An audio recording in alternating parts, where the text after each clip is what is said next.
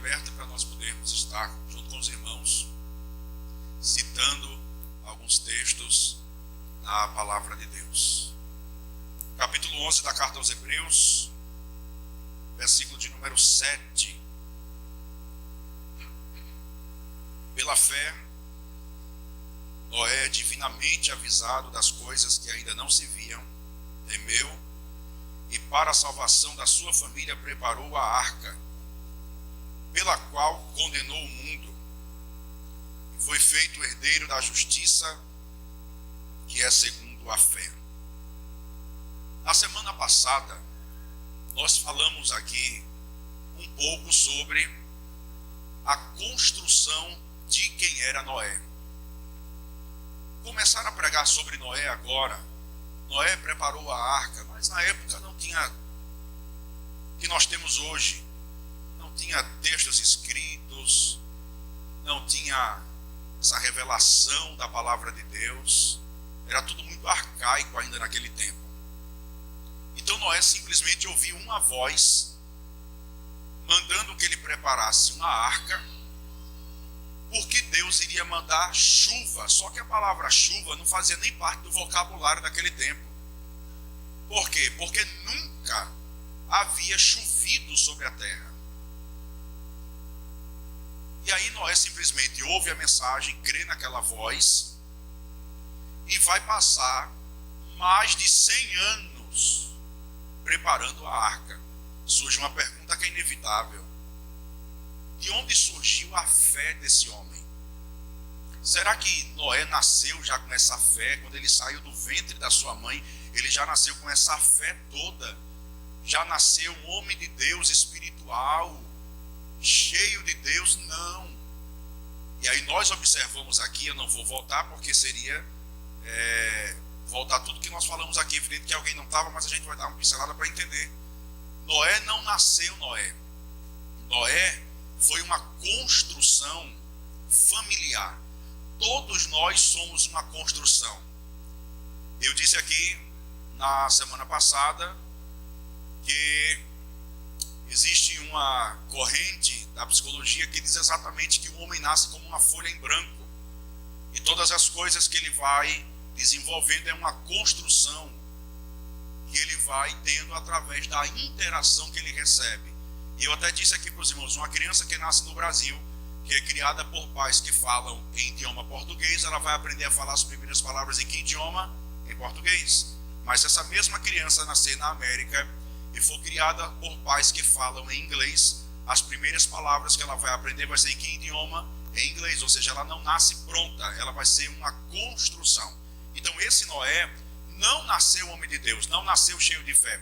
Ele foi uma construção. Uma construção de quem, pastor? Daqueles 3 homens que nós citamos aqui. Quem lembra o nome deles? Enoque, Matusalém e Lameque, bisavô, avô e pai. Essas 3 gerações é quem vão forjar a construção biopsíquica, social e espiritual de Noé. Para ele ser o homem que ele é, ter o caráter que ele tem, ter a personalidade que ele tem. Então não nasceu pronto, foi uma construção.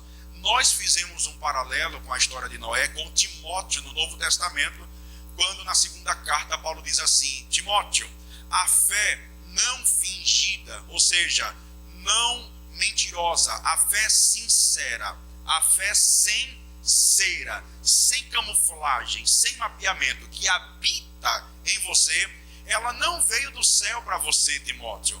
Ela não veio de Deus diretamente para você, Timóteo. A fé não fingida que habita em você, primeiro ela habitou na tua avó Loide, depois na tua mãe Eunice, e depois perpassa para você. Ou seja, Timóteo não nasce Timóteo, Timóteo não nasce obreiro, Timóteo não nasce pregador, Timóteo não nasce homem de Deus. É uma construção familiar. E detalhe que eu não falei semana passada, e nessa introdução vou citar: o pai de Timóteo nem crente era grego.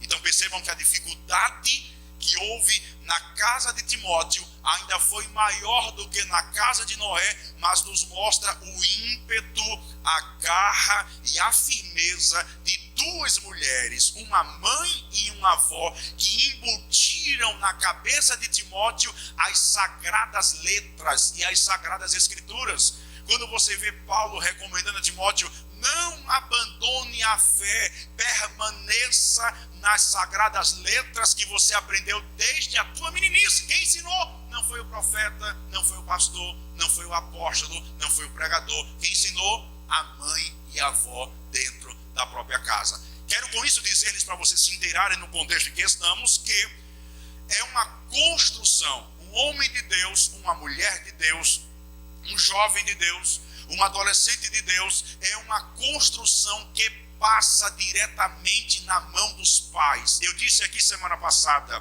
o salmista declara: filhos são flechas nas mãos do arqueiro. O que é isso, pastor? A linguagem do salmo é que nós, como pai e como mãe, nós somos o arqueiro e os filhos são as flechas que estão na nossa aljava. Agora, quem é que tem a responsabilidade de tirar a flecha da aljava, colocar no arco e acertar o alvo? É a flecha que faz isso por si só? Não. Quem é que tira a flecha da aljava? O arqueiro. Isso nos fala do processo do momento em que o filho tem que desapegar do pai, senão não desenvolve. Tem que sair da aljava mesmo. O pai que tem os filhos nas mãos tem que fazê-los acertar o alvo, de maneira que quando os filhos erram o alvo, há uma participação dos pais, porque são os pais quem forjam o caráter e a personalidade do filho, desde a primeira infância, a segunda infância, a terceira infância, a adolescência e assim sucessivamente, porque todo ser humano está em processo de desenvolvimento até o dia de morrer. Se vinculava a um pensamento há anos atrás, depois de uma certa idade a gente não muda, a gente não cresce, a gente não desenvolve, muito pelo contrário, a ciência moderna já declara que todo ser humano está, através da sua personalidade, em um desenvolvimento contínuo até o dia de morrer. Ou seja, a gente só para de desenvolver quando vestir o paletó de madeira. Agora, é evidente que as bases dessa personalidade são lançadas lá na primeira, segunda e na terceira infância. E aí a responsabilidade é exatamente dos pais, dos tutores, de forjarem esse caráter, essa personalidade, ensinarem Deus e não apenas a secularidade. Eu disse aqui semana passada que tem pais que sentam com os filhos para ensinar matemática, gramática, geografia, história. É ruim, pastor? Não, é bom. Tem que ensinar, com certeza, tem que ensinar. Mas o problema é quando o pai só se preocupa em sentar com o filho para ensinar matemática, geografia, história e por aí vai, e não senta para ensinar Gênesis, Êxodo, Deuteronômio, João, Mateus, Atos dos Apóstolos. O que é que vai acontecer com ele, pastor? Certamente, se ele levar adiante, vai crescer um ótimo estudante, um bom acadêmico, um formidável profissional, mas Jesus vai continuar dizendo de que adianta ganhar o mundo todo e perecer no inferno. Adiantou criar o filho só na matemática, na geografia, fazer dele um ótimo profissional e a alma dele ir para o inferno. Então, senta para ensinar matemática, mas abre Romanos para ensinar a ele também que quem fez os céus e a terra não foi o Big Bang, que o homem não é um processo do evolucionismo, mas que foi Deus que criou todas as coisas, que ele manda lá, manda aqui, manda lá embaixo também. Então tudo isso que a gente vai forjando na criança, vai construindo a personalidade dela, e aí por isso que Salomão diz: ensina o menino no caminho que deve andar, e quando ele crescer, vai fazer o quê?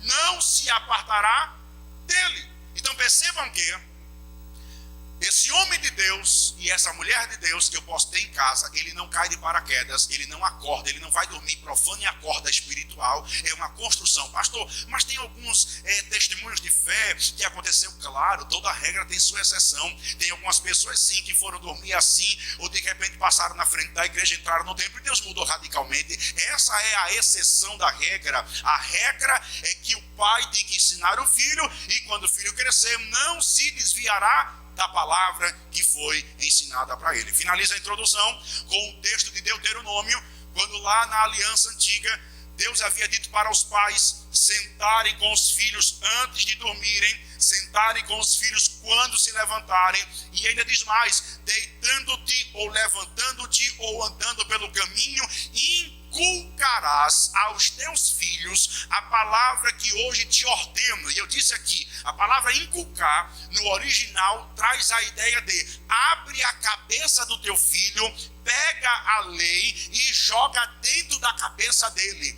Aí a lei dizia assim, faça isso andando pelo caminho, faça isso antes de dormir e faça isso quando se levantar. E aí o que é que vai acontecer? Quando esse menino que foi inculcado pela palavra de Deus desde a tenra infância, quando ele crescer, ele não vai se desviar do caminho da palavra de Deus. Então, quero com isso dizer a todos nós que estamos aqui, que nas nossas mãos está a responsabilidade de construir um homem de Deus e uma mulher de Deus dentro da nossa própria casa, e que serão eles que vão influenciar a rua que a gente mora, o bairro que a gente mora, a faculdade onde a gente estuda, o ambiente do trabalho onde nós estamos envolvidos, porque passou pela nossa mão e nós não fomos omissos quanto à nossa responsabilidade. Então, dentro desse panorama, a gente entende de onde vem Noé. Noé não nasce Noé, não cai de paraquedas, foi uma construção. Repete comigo, foi uma construção.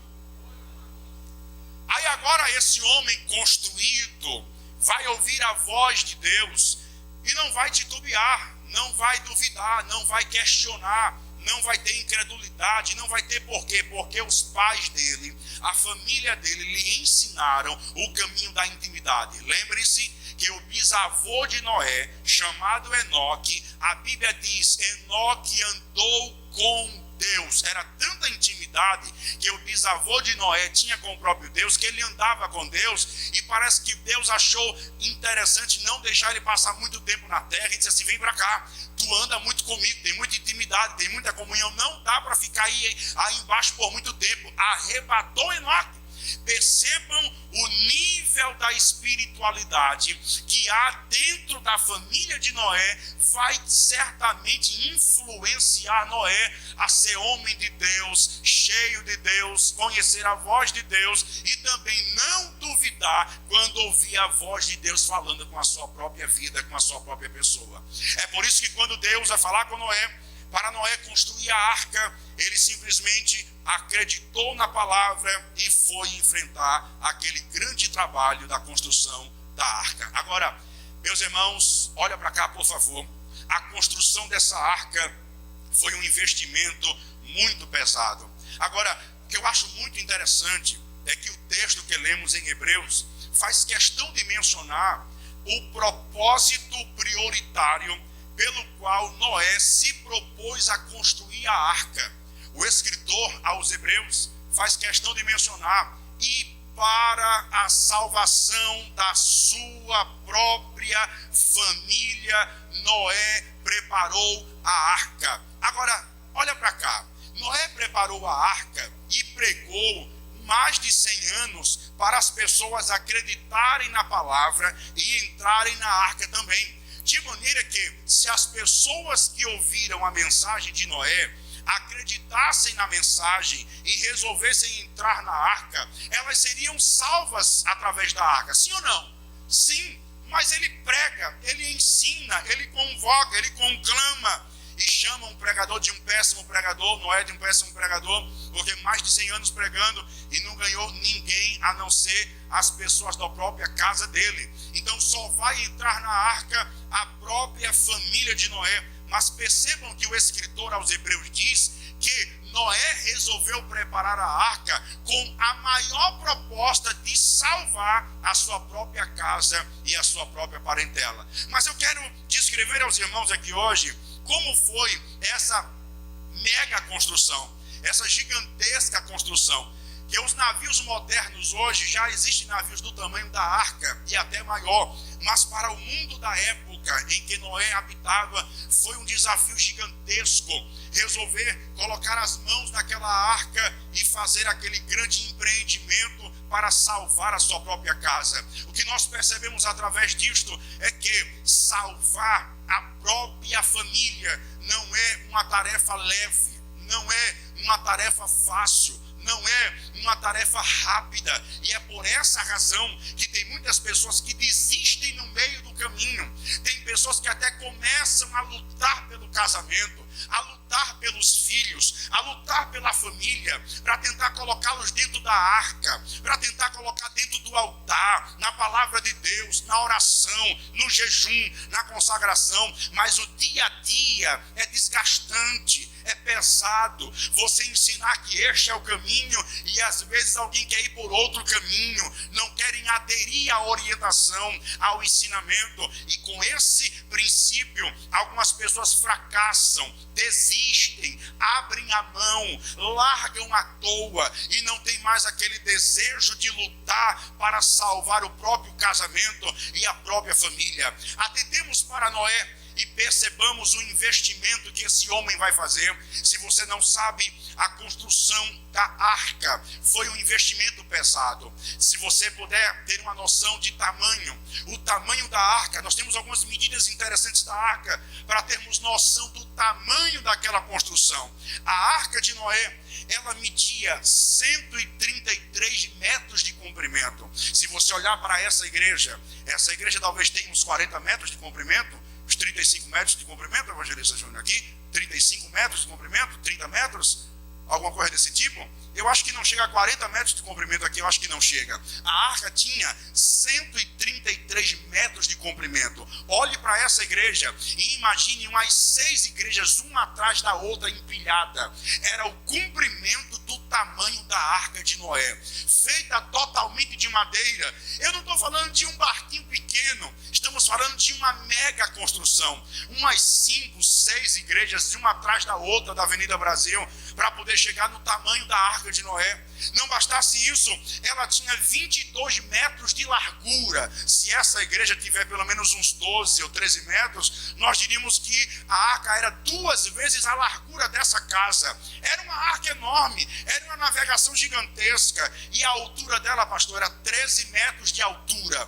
13 metros de altura. Se essa igreja tiver uns 10 metros de altura, bote mais uns 3 metros para cima. Era a altura da arca. Era uma construção grande. Agora perceba uma coisa: como é que Noé, pastor, vai construir essa arca? Aonde que ele vai encontrar madeira? Não tem madeireiras na época. Noé vai ter que pegar machado, vai ter que ir lá para dentro da mata, derrubar árvore, cortar galhos, cortar viga, arrastar a viga de cada árvore para o lugar aonde vai ser a construção da arca, betumar a madeira, cortar nos tamanhos corretos. Deus deu as medidas para ele, cortar a madeira no tamanho correto, betumar a madeira para não apodrecer com a água, fazer todas as amarrações. Era um trabalho gigantesco, tanto que você sabe quanto tempo durou a construção da arca? Diga assim para o seu irmão: 100 anos.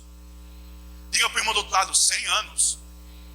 Não foi 1 ano, não foi 2 anos, não foi 10 anos de trabalho. Você começa a construir um prédio hoje de 2, 10, 20 andares, a construção passa 1 ano, 2 anos, você fez lá o financiamento, está esperando as chaves sair, é 5 anos de construção, já está agoniado, que demora, 5 anos esse prédio não sai. Agora imagina, 100 anos de construção, foi muito tempo. Eu estou falando de 100 anos de construção, diga comigo, 100 anos. Exaustivo. O primeiro ano começa com muito ímpeto, velocidade, com peso, animado, mas vai passando os anos e vai cansando. Mas Noé não cansava, Noé não desistia, Noé não desanimava. Por que não desanimava? Ele tinha uma proposta e tinha um propósito. Diga comigo: salvar a própria família. E a pergunta que não quer calar para todos nós é: quanto você está disposto a pagar pela salvação da sua própria família? E o pagamento que eu vos falo não é pagamento monetário, não é dinheiro, é investimento de comportamento, de abnegação, é investimento de cuidado, é investimento de atenção, é investimento de mudança, porque nós carecemos de mudança todo santo dia, é mudança de aperfeiçoamento. Noé começou a construir a arca, ele tinha 500 anos de idade, presta atenção nisso, por favor. Noé tinha 500 anos de idade quando começou a construir a arca. Ele vai terminar a construção com quase 600 anos de idade. Foram 100 anos, o velho trabalhando incansavelmente, mas olhava para Cã, olhava para Sem, olhava para Jafé, os seus 3 filhos, olhava para suas noras, olhava para sua própria esposa e declarava, não com palavra, porque tem hora que palavra não resolve, mas declarava com atitude, através do trabalho. É cansativo, mas não vou desanimar, é exaustivo, mas não abro mão da minha mulher, é pesado, mas não desisto dos meus filhos, eu vou trabalhar até o fim, até construir a arca e colocá-los dentro da minha própria casa. A construção foi pesada, derrubar grandes árvores, cortar as toras, as vigas, arrastar a madeira para o lugar, betumar, cavar, encaixar, amarrar, durante 100 anos de trabalho, suando pesado, com calo nas mãos, de repente uma ferida no pé ou no braço, é normal de quem trabalha com construção, o sangue caindo, mas ele declarando, não abro mão da minha família, não desisto da minha nora, não desisto do meu filho. Ouça o que o Espírito nos diz aqui esta noite, não abra mão da sua família por nada, não abra mão do seu casamento por nada, não abra mão da sua parentela por nada. Há uma frase muito conhecida que diz que não há nenhum sucesso nessa vida que venha justificar a ruptura de um casamento ou de uma família. O maior investimento que você tem na terra não é a casa que você comprou, não é o carro que você comprou, tudo isso é perecível, tudo isso passa, o reboco da casa vai cair, a telha vai começar a pingar, o carro vai quebrar, vai enferrujar, tudo na vida passa, mas o maior investimento que você tem é a tua casa, é a tua família, é a tua parentela. E aí o diabo quer matar, o diabo quer roubar, o diabo quer destruir casamento, trazendo o divórcio à tona, liberando o aborto, acabando com tudo, mas o Espírito Santo nos trouxe aqui esta noite para lhe dizer, todo sacrifício que você fizer ainda é pouco para salvar a sua parentela. Levante a sua mão para o céu, por favor. Dá um toque na irmã e diga assim para ela, todo investimento ainda é pouco. Não desista da sua família por nada, quanto mais por pouca coisa. Agora escute bem, a dinâmica do trabalho da arca não dá para Noé fazer a arca sozinho. Quem é que constrói? Quem é que constrói um negócio desse tamanho sozinho? Não tem como construir.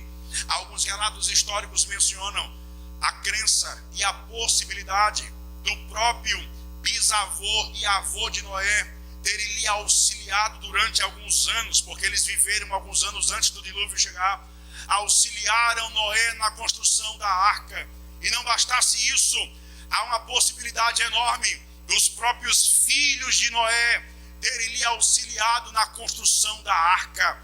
As noras lhe auxiliaram, a esposa lhe auxiliou. O que é isso, pastor? Eu percebo que o sucesso da nossa família depende de todos que compõem a própria família.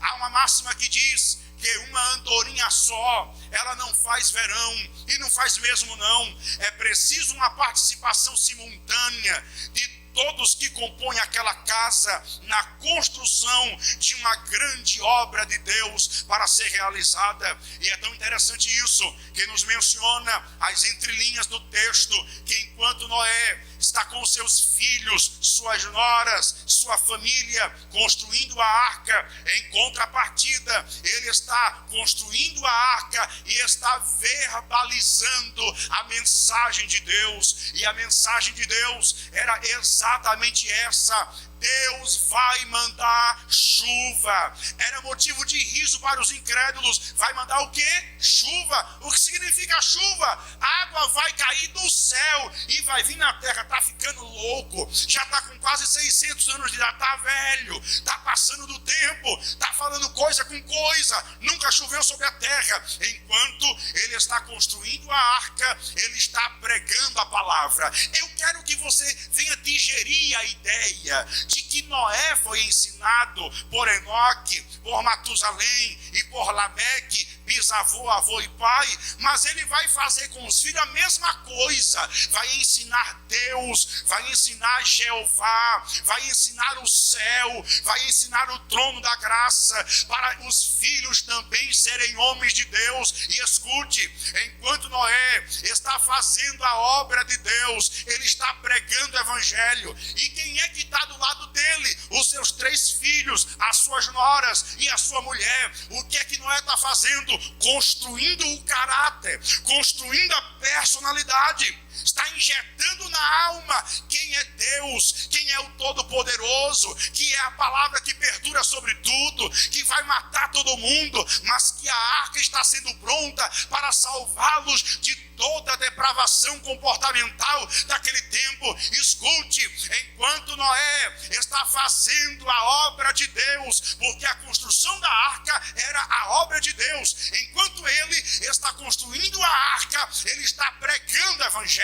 Noé não está construindo a arca falando mal da igreja, falando mal do pastor, falando mal do ministério, falando mal da irmãzinha, falando mal do irmãozinho. E eu vou imortalizar o que já disse aqui: tem filhos revoltados com a igreja porque vivem ouvindo os pais falando mal da própria igreja dentro de casa. Mas escute, se você quer salvar a sua casa, quer salvar teu filho, quer salvar tua família, enquanto você se envolve na obra de Deus, ao invés de falar da própria obra, pregue o evangelho da cruz, pregue o evangelho do perdão, pregue o evangelho da graça de Deus para salvá-los. Não adianta se envolver na obra e falar da obra. Diga assim para o seu irmão: se envolva na obra, mas não fale da obra. É um problema do século. Temos pais, familiares, envolvidos na obra de Deus,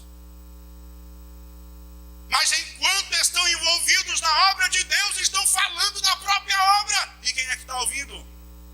O filho, a esposa, o pai, o irmão. A gente constrói o homem de Deus dessa maneira?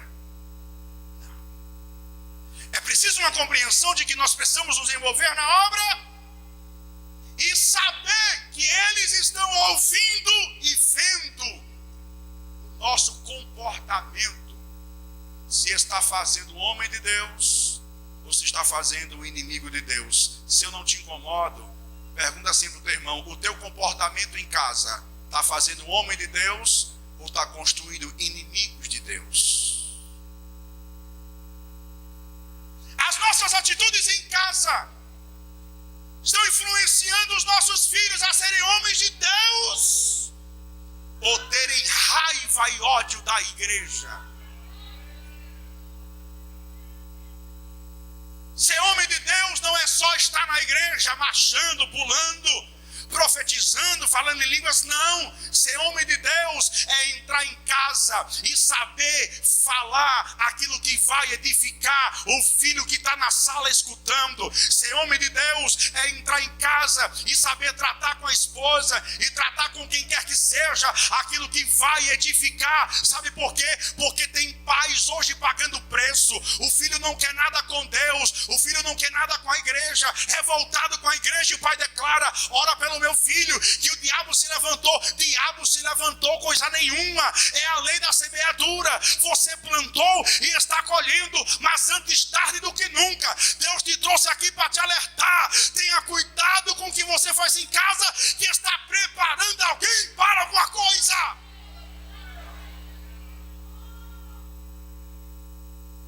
É interessante a capacidade de Noé de conseguir envolver os filhos na obra de Deus. A construção da arca era a obra de Deus, e Noé teve a capacidade de envolver os filhos na obra de Deus. Teve a capacidade de envolver a esposa na obra de Deus. Teve a capacidade de envolver o avô, o bisavô e o pai na obra de Deus. Amados, Deus nos colocou como a autoridade do lar. A maior autoridade do lar e da terra é o pai e a mãe. Você não sabe o peso, a importância e a relevância que tem um pai e tem uma mãe. Eu disse esses dias aqui em Maraguapium, o pai e a mãe são os primeiros modelos de identificação da criança. Depois dos pais, as professoras na escola. É a segunda maior autoridade na construção da persona da criança. Por que é que você acha que há um interesse terrível do governo e do sistema que jaz no maligno de implantar nas escolas a ideologia de gênero, todo tipo de tolerância, que a igreja não prega, a igreja não prega a intolerância, mas o sistema quer colocar na escola a ideologia de gênero como sendo normal, tudo ao contrário. Por quê? Porque se não dá para mudar o conceito do pai e da mãe que ensina a criança em casa, que é a maior autoridade, o que é que eu faço? Eu coloco esse sistema na segunda maior autoridade, que é o professor na sala de aula, na escola. Por isso a importância de você sentar em casa para pregar para o seu filho que Jesus fez macho e fez fêmea, fez homem e fez mulher. E acabe com esse negócio que o que passar disso é procedência maligna.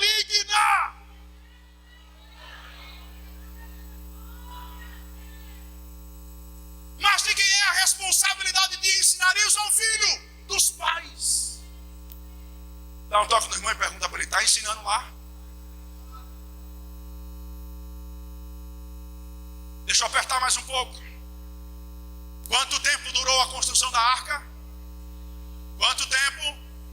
100 anos. É pouco tempo ou muito tempo? É pouco ou muito? Foi muito tempo, diga, foi muito tempo.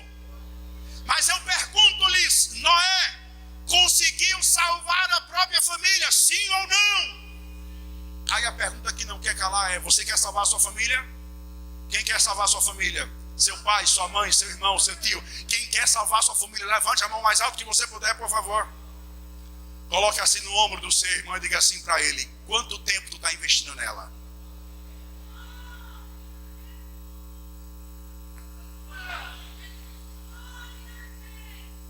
Noé salvou, mas passou 100 anos. Pergunta para o vizinho do outro lado: quanto tempo você está investindo lá?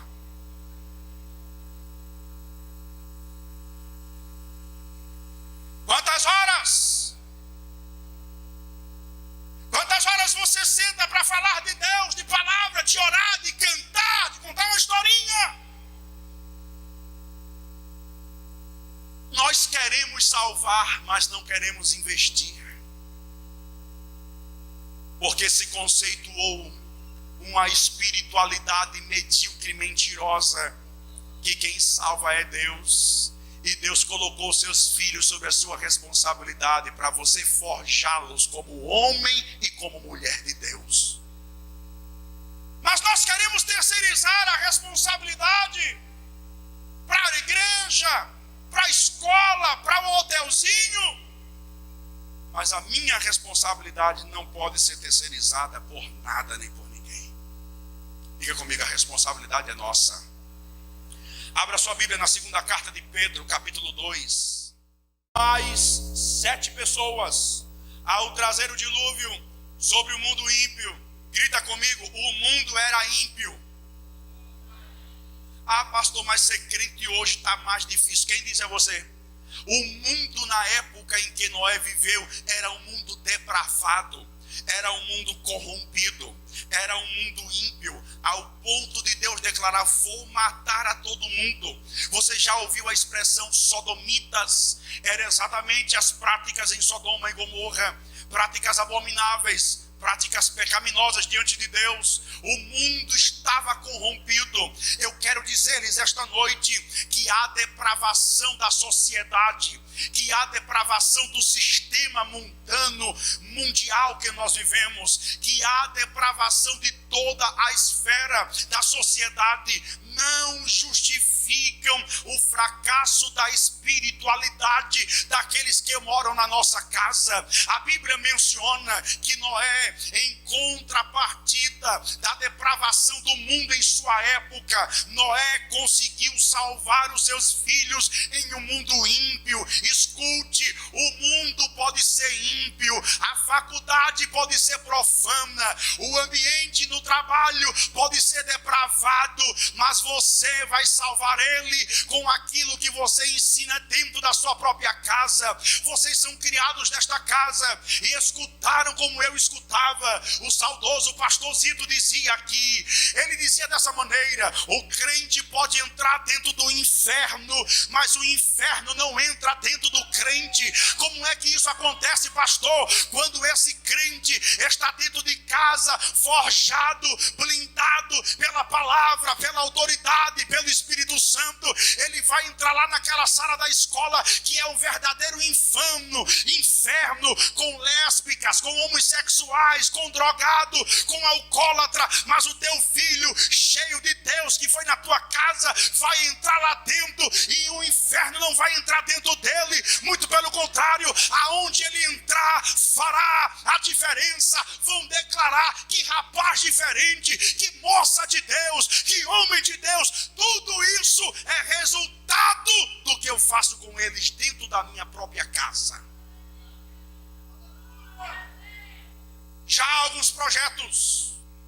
Escute, estou falando do nosso tempo. Já há alguns projetos da Igreja Assembleia de Deus. Tem uma escola a nível nacional, uma escola cristã. Não tenho nenhum problema com isso. Até acho bom e acho muito interessante. Mas tenho algumas ressalvas com alguns pensamentos. Quais, pastor? Um pensamento que escutei um dia de um companheiro pastor. Ele disse: eu acho até melhor a escola, porque a gente vai tirar os meninos do mundo, desse rol de amizade e dessas coisas. Eu entendo em partes, mas discordo em outras. Discordo em que parte, pastor? Porque a partir do momento que eu tento dessocializar o meu filho desse ambiente, vai chegar um momento que será inevitável. Vai chegar um momento em que vai ter que ir para a universidade, vai ter que ir para a faculdade, e aí não vai ter a universidade cristã, vai ter que ir trabalhar, e no mundo corporativo não vai ter a empresa cristã para trabalhar. Jesus disse: vocês são sal da terra e são luz do mundo. Você tem que brilhar, não é aqui dentro, tem que brilhar lá fora. Você tem que salgar, não é aqui dentro, tem que salgar lá fora. Agora, como é que vai salgar se o sal já está insípido, perdeu o sabor? Como é que vai iluminar se o candelabro já perdeu o azeite da graça do Espírito Santo? Mas o Espírito lhe trouxe aqui para lhe dizer: encha a sua lamparina em casa com tutano, com palavra, com jejum, com oração, e o teu filho vai invadir lá, vai entrar lá e não vai tombar, porque está cheio da graça do Espírito de Deus sobre a sua vida. Levante a sua mão para o céu, por favor. Olhe para as suas mãos. e diga assim: passa por você. Diga para sua mão: passa por você essa responsabilidade. O que estamos fazendo em nossa casa? Quanto tempo você passa por semana com seu filho falando de Deus? Quanto tempo leu a palavra com ele? Quanto tempo orou com ele? Quanto tempo cantou com ele? Temos 24 horas por dia, 7 dias na semana, 30 dias no mês, 365 dias no ano. Quanto tempo você está investindo na saúde espiritual da sua casa?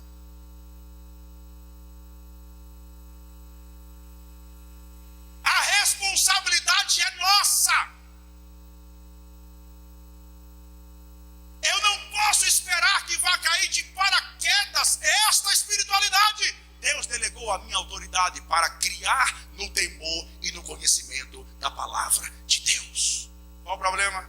Salomão diz: ensina ao menino no caminho em que deve andar. Salomão não disse: ensine o caminho, ensine no caminho. Qual a diferença, pastor? Ensinar o caminho é a irmã me perguntar: pastor, aonde é o supermercado todo dia? É ali, irmão, vá direto e dê à direita, chegou no mercado. Isso é ensinar o caminho. Ensinar no caminho é: me siga e venha comigo, eu vou te ensinar. E você vai caminhando e a pessoa vai lhe acompanhando. Salomão disse: não é para ensinar o caminho com a palavra, é para ensinar no caminho com a prática. Sabe por quê? O teu filho não é modelo. Eu disse aqui semana passada, Albert Bandura, o psicólogo, disse: os seus filhos não são modelados por aquilo que escutam, os seus filhos são modelados por aquilo que vê. O seu comportamento, a sua prática de vida, a sua conduta moral, por onde você passa, como você trata, como você resolve, está modelando o comportamento do teu filho. Isso me preocupa, porque existem filhos que, se dependerem do investimento dos pais, nunca serão homens de Deus. Diga misericórdia. É uma verdade, sim ou não? Colocamos a responsabilidade para a igreja, colocamos a responsabilidade para o círculo de oração infantil, colocamos a responsabilidade para as crianças na escola bíblica dominical, colocamos a responsabilidade para a escola bíblica de férias, mas tudo isso é secundário. Deus delegou para você a maior responsabilidade na construção deste homem e dessa mulher. Diga assim comigo: é mais pesado do que eu pensei. O mundo pode ser ímpio, mas a minha casa não é. Lá fora podem fazer o que quiserem, mas aqui dentro não. Porque aqui dentro existe uma palavra que rege o comportamento da minha família. Escute. 1 Pedro capítulo 3, versículo 20. Quem achar, leia, por favor. Primeira carta de Pedro, capítulo 3, versículo 20.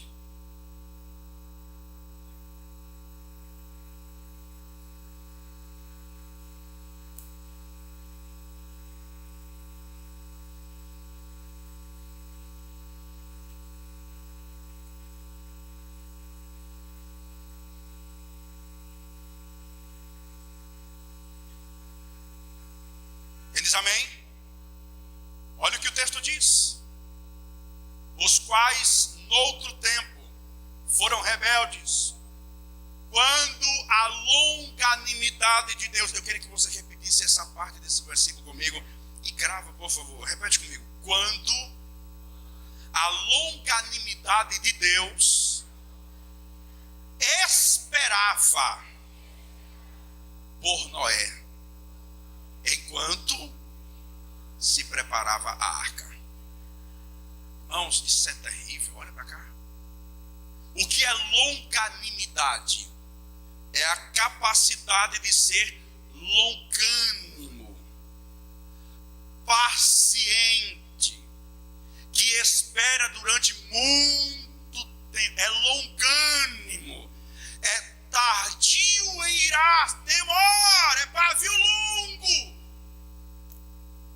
Olha o que Deus disse: que a longanimidade de Deus foi exercida durante a construção da arca. Quantos anos durou a construção da arca? O que é que o texto quer dizer? Que a longanimidade de Deus durou quanto tempo? 100 anos. Agora escuta para entender o que o texto quer dizer. O texto diz que Deus teve paciência com Noé. Deus foi longânimo com Noé. Deus teve paciência, ou seja, Deus esperou por Noé, grita comigo, 100 anos. E por que é que Deus esperou? Porque Noé estava trabalhando para salvar a sua própria casa. Diga comigo, Deus deu tempo para Noé. Deus queria matar o povo para ontem. Quando Deus disse a Noé, vou matar, não era matar, Deus queria matar para ontem. Pecado subindo as narinas de Deus. O Gênesis faz questão de mencionar que Deus se arrependeu de ter feito o homem. Para você ver o nível de rejeição de Deus para com o próprio filho, com a própria criatura. Era para matar o povo para ontem. Mas ele não mata, ele espera quantos anos? Quantos? Deus esperou 100 anos por Noé. Porque durante os 100 anos Noé estava trabalhando para fazer o quê? Salvar a própria. Aí Deus disse assim nas entrelinhas, vou te dar tempo, toma tempo. Qual é o tempo? Porque Deus entendeu a limitação humana, que o homem não dá para construir uma arca desse tamanho em menos de 100 anos, com os poucos recursos que tinha e com as poucas ajudas que tinha. Então Deus foi longânimo, Deus foi tolerante, Deus foi paciente. Deus esperou 100 anos até Noé conseguir terminar a arca para poder matar o povo que ele queria matar para ontem, que não suportava mais. Mas Deus esperou esse tempo todo. Por quê, pastor? Porque Deus estava dando tempo para Noé poder salvar a sua própria família. Você não entendeu não? Você vai entender agora. Deus está te dando tempo e tem gente perdendo tempo. Vou repetir isso aqui. Deus está dando tempo para você salvar o teu marido e você está perdendo tempo com briguinha besta. Deus está te dando tempo para você salvar os teus filhos e você está perdendo tempo terceirizando responsabilidade para tantas outras pessoas. Deus está te dando tempo para você salvar o teu casamento que está em ruínas e você está perdendo tempo, perdendo o foco e perdendo a direção. Mas quem tem ouvidos para ouvir, que ouça. Deus está te dando tempo. Não perca tempo. Aproveite o tempo para investir pesado, para sangrar se for preciso, mas para salvar a sua própria casa, que é o teu maior patrimônio na terra. Deus esperou 100 anos por Noé. Tudo isso para quê? Para Noé salvar a sua própria. Deus está procurando alguém que consiga colocar a sua família dentro da própria arca. Dá um toque no irmão e diga assim para ele: Deus está te dando tempo. Cada dia que você tem é uma oportunidade. Está sem falar com tua esposa há quanto tempo? 15 dias? Está brigado com o próprio filho há quanto tempo? Olhe nos olhos do irmão e diga para ele: Deus está lhe dando tempo para você salvar a sua casa.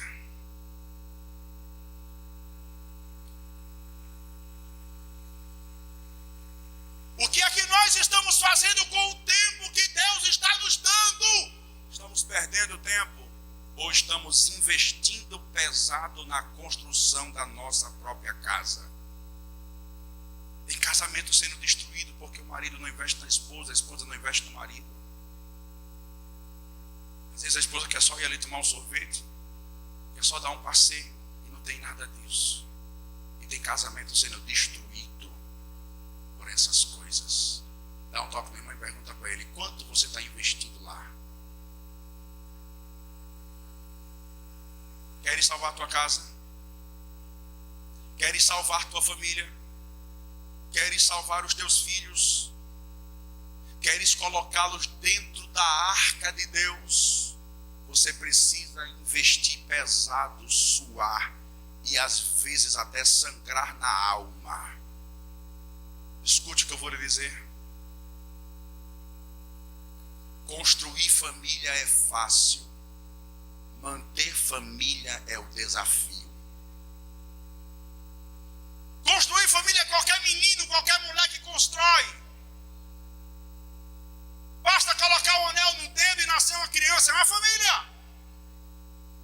Família qualquer um constrói. Agora, manter uma família é coisa de gente que abnega de muitas coisas para lutar pela própria casa e pela própria família.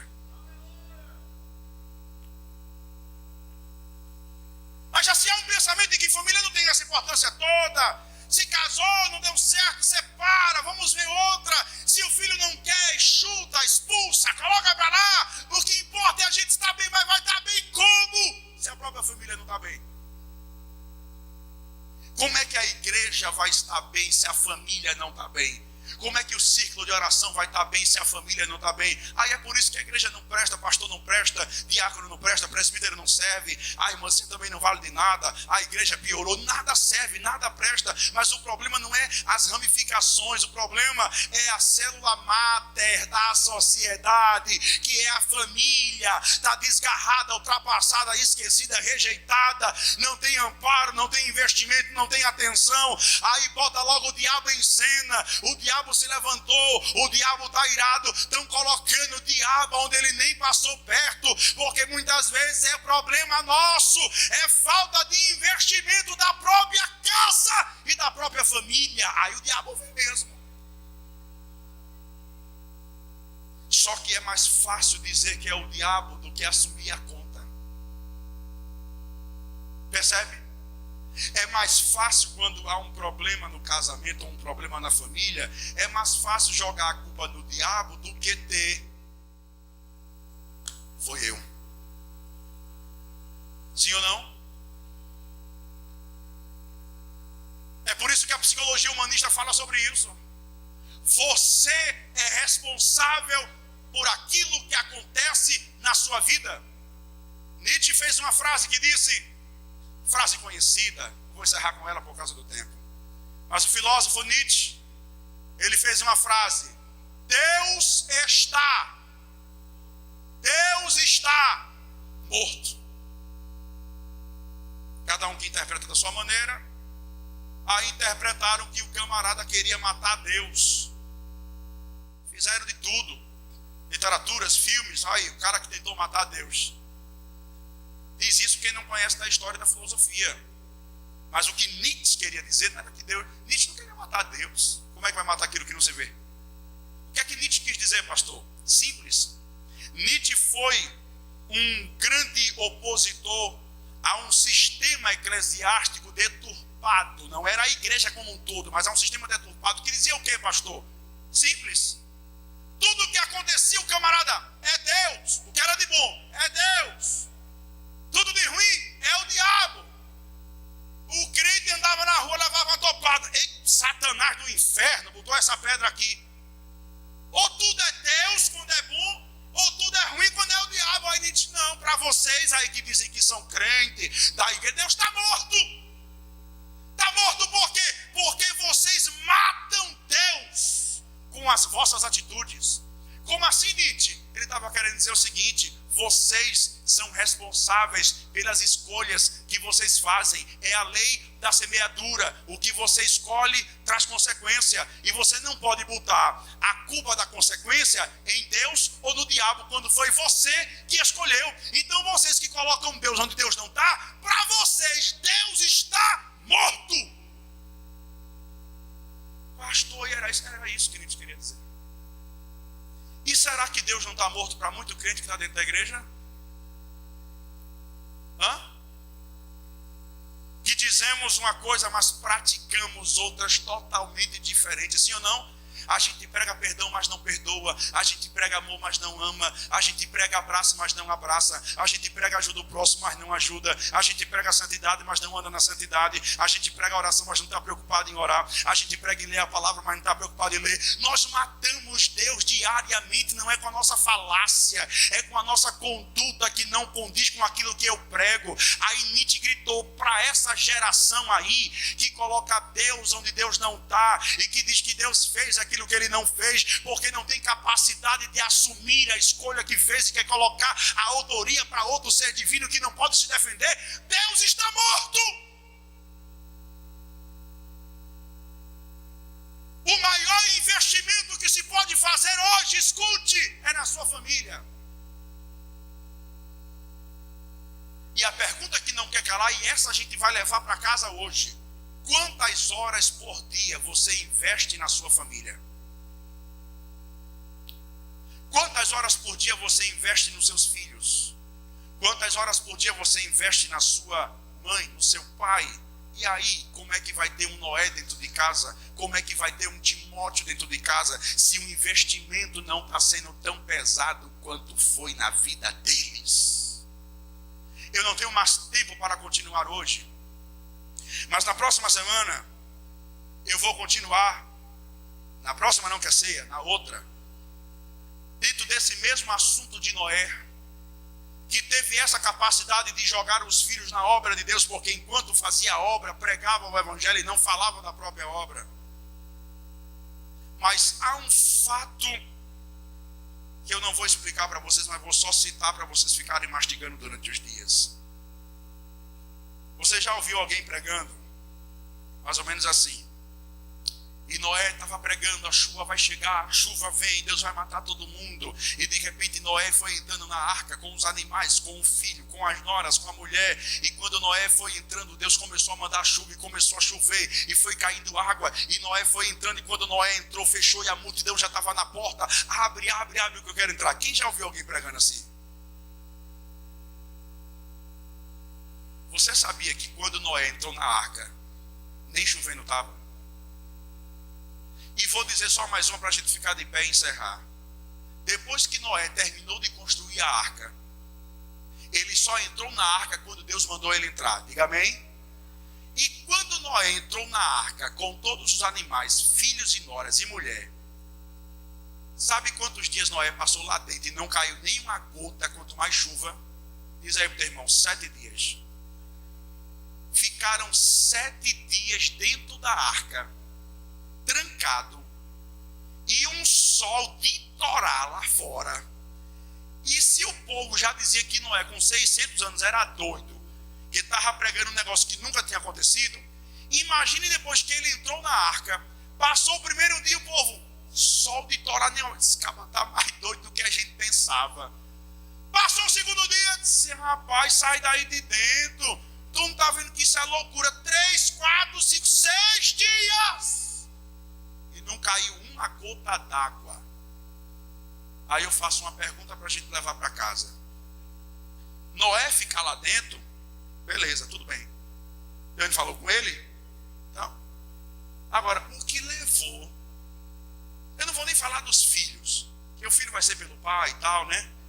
A mulher. O que levou as noras a ficar lá dentro?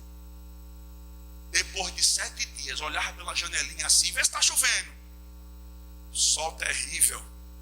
O que levou aquelas mulheres lá, as noras, os filhos e a mulher também, mas eu quero focar só nas noras. O que levou as noras a permanecerem 7 dias dentro da arca, num calor infernal, cheio de animal,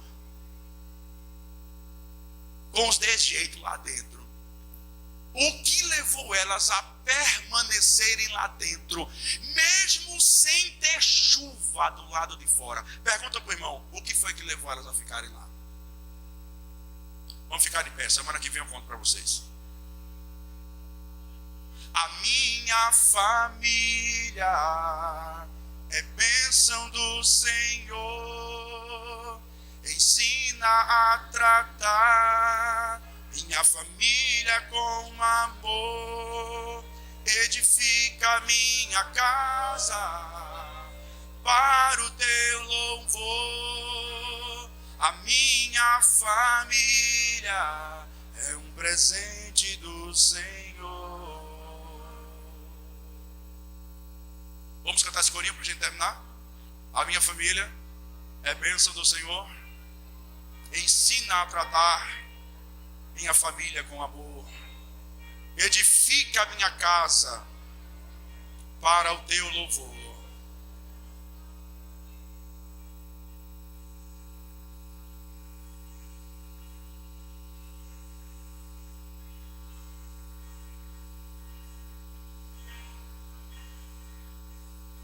É um presente.